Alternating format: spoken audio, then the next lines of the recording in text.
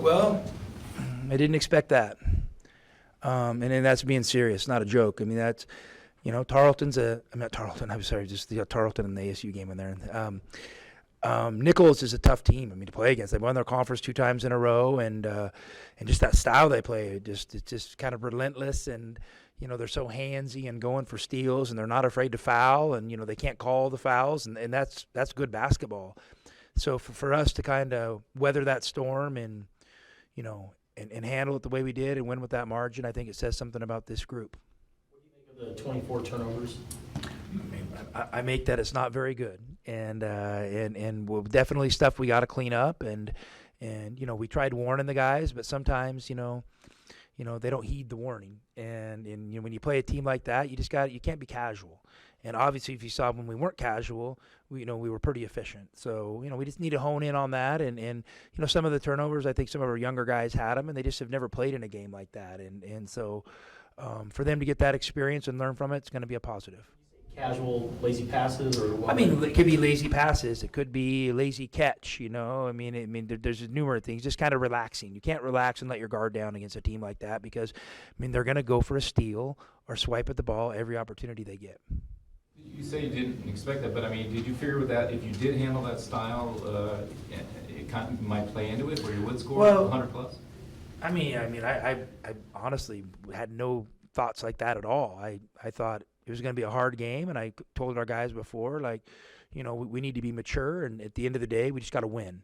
And, we could be, if it ends up being a hard ball game, it's going to be a hard ball game. And so I don't want our guys to feel like they have to win by any certain margin or anything like that. And so, I just wanted to make sure we came out and kind of set a standard today. And I think in a lot of ways we did. And in some ways, we got to get better.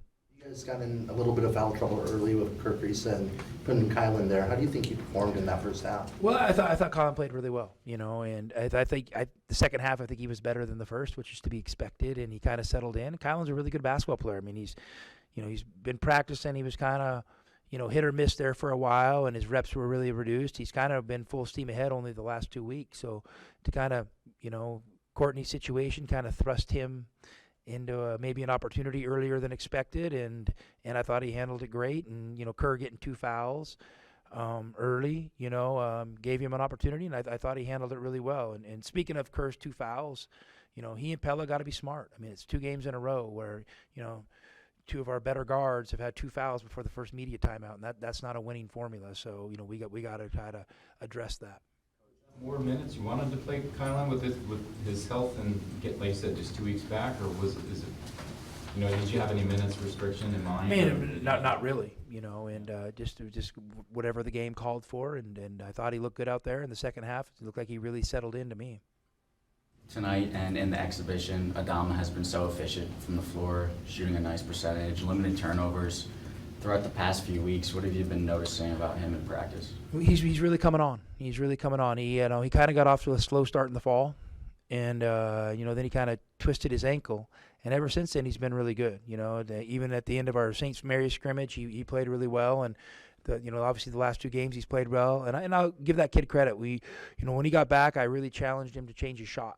And I didn't get a ton of time with him this summer because he was with his national team, and he looked at me like I was a little bit crazy, and I just saw some things in there that I thought we had to address, and to his credit, he's put in the work, and he's believed in it, and he hung with it when it wasn't easy or wasn't going well, and I'm glad to see him get some results. Talk about his duelist. He just kind of goes about his business, just comes up to points and rebounds, just does it efficiently. Zeus scores easy. And he's built to play in this system. He's so great in the open court running. He's getting really efficient inside, and I've really challenged him to improve his finishing. I think his numbers are good, but I think they can be great. And so we're really making a push with him. And this week I got on him earlier in the week on being a little more proficient making his layups. And I thought he's been getting us off to a great start, and a lot of it is making early layups. This is one of the more complete games you've seen Pella play in terms of rebounding the basketball and scoring. Yeah, I thought Pella's been great all fall, and he's relentless. He's got great energy. And he's very tenacious, and I just need him to kind of reel it in. He's such a good player. I just don't need him trying to make 4 hard plays in a row. And he did that in the second half, and then we sat him, and he understands. I mean, you can coach him hard and talk very direct to him, and he's just such a good player. I think if he can just kind of tone it down with some of the aggressive plays and kind of just mix them in here and there, I think he'll be a little more successful. But a really good player, and we're lucky to have him. Was that shoulder thing with Adama anything you got to keep an eye on? They just told me he could play, and so I don't know the extent of the injury, but he came back and he played okay, I thought. Umar had it. Go ahead. The ball movement, 30 assists out of 38.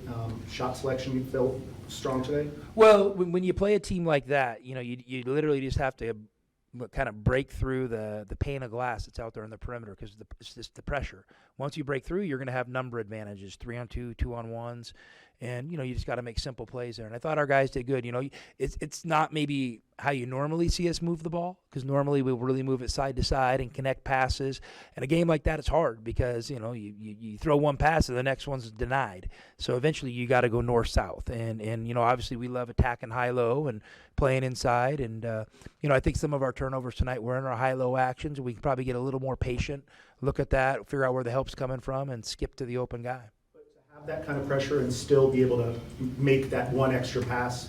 Were you surprised at the number of assists, that it wasn't more maybe just one-on-one shots? Well, I love assists, and because I think assists create easy baskets, and it's not something we talk about on a day-to-day basis, but I think our guys, for the most part, believe in playing team basketball and sharing it, and I think they really get joy out of, making that extra pass and getting an open shot for a teammate. What does it do for your offense when you have 10 assists from Umar and Tubelis, so you're having the bigs get into that number as well? Well, it makes you efficient because, then they're a lot of the times you give the ball to your big, they have a one-man advantage or half a man advantage. And if you have your big guys that can connect the dots, in some of those plays, you can do a lot of fun things on offense. And they also play really well together.